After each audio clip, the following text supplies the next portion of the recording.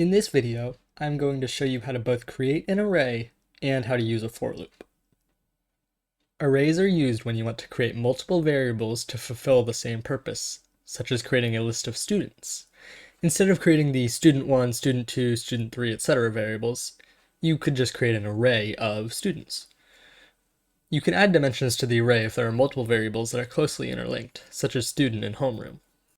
Instead of creating parallel arrays, which are two arrays where the data of one index in one array correlates to the data of that same index in another array, you could add a dimension to that array, denoted by a comma when declaring the array. Let's go create an array now. When creating an array, it begins very similarly to creating any other variable. Let's create an array of strings, so we would do string, and let's make it of programming languages, string languages. That is how you would create a normal variable, but an array, you would do brackets right there. String languages, that declares the array, or that declares languages as an array. And let's make it not null, so we would do equals new string, and then here you would use squiggly brackets, or curly braces, I guess it would be. And then let's just do C# VB Java Python. And then don't forget the semicolon. All right, now that we've created our array, we can create the for loop. In the pre and post conditional loops video, I mentioned that for loops are also a preconditional loop. This is because the condition is evaluated before the for loop is run. However, a for loop differs from a while loop in that the user defines the number of times it should run inside of the condition statement. For loops are used with iteration and in turn arrays, which is why I had you create the array. This is because in the condition statement, a for loop needs the user to define how many times it steps, or how much the variable increments/decrements with each iteration. For example, you can have it change by 100, by 1, by -1, and even by -100. Let's code the for loop out now using the array we just created. For, and then parentheses, int I equals 0. You would want to put the semicolon here and define how many times you want it to step.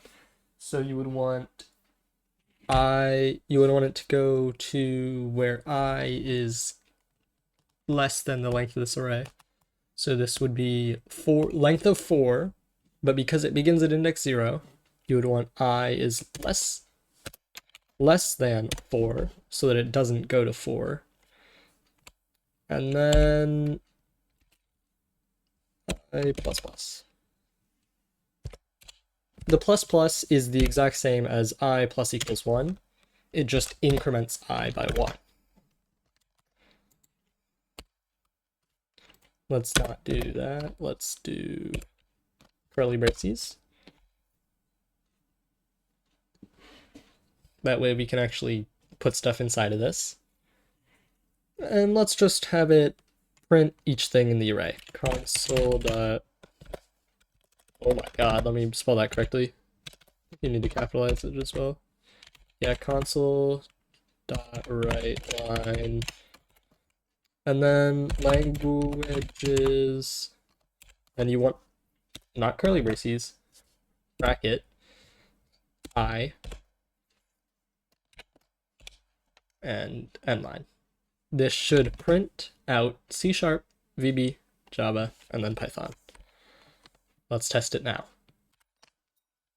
There we go. C#, VB, Java, Python.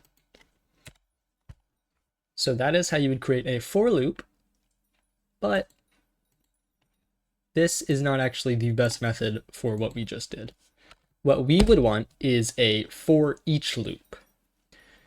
There is another type of for loop called a for each loop. They're very similar, however they each have a niche. A for each loop is more effective when you don't need to know an index and when you want to change every element in a in a collection, which is an array or list. The for each loop assumes that you are starting at the beginning of the collection, which we just did, and are traversing through each index one by one. So it would begin at index 0 with C#, go to VB, then go to Java, then go to Python, and it goes to the length of the list. If this is your intention, you would use a for each loop instead of a for loop. If you need the index for an operation, you would use a for loop. A for each loop is just a simplified for loop that traverses through every index in an array, so it is a simplified version of what we did here. You can make a for loop do the same thing that a for each loop would do, however you cannot make a for each loop do the same thing that a for loop can do. So let's change this to a for each loop. It would be for each, let's say, language in, is it for each? Okay, it's all one word. Sorry if you hear like a caller or noises being made. My dog is in my room, so sorry about that. So it would be for each string language, let's spell this correctly, in languages. This essentially creates a separate variable, a separate string that stores the value of that index of languages, which we define here, inside of that variable, inside of the variable language. So it would first store C#, then it would store VB, then it would store Java, then it would store Python, but it would only move to the next index, only store the next index after it runs whatever we put inside of these braces, curly braces. So it would be for each consonant right line, and then it would be language. We want to write this variable. We want to print this variable, and it should print C#, then VB, then Java, then Python.